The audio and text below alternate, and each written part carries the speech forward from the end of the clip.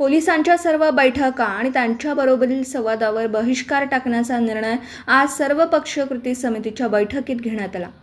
यावेळी पोलिसांकडून विविध कार्यकर्त्यांना आलेल्या नोटिसांची होळी सोमवारी करण्याचा निर्णय घेण्यात आला। सांगली जिल्ह्यात होणारी आंदोलनं याची माहिती आंदोलनात असणारे कार्यकर्ते देत असतात। काही आंदोलनात पोलीस आंदोलनकर्त्यांच्या बैठका घेऊन समन्वय करतात आणि आंदोलनकर्ते ऐकत असतात आणि तरीही पोलीस गुन्हे दाखल करत असतील तर मग पोलिसांच्या बरोबर संवाद करण्याची गरज काय? इथून पुढे कोणत्याही प्रकारच्या आंदोलनासंबंधी पत्र, बैठक, संवाद साधायचा नाही अशी मांडणी उपस्थित असलेल्यांनी केली।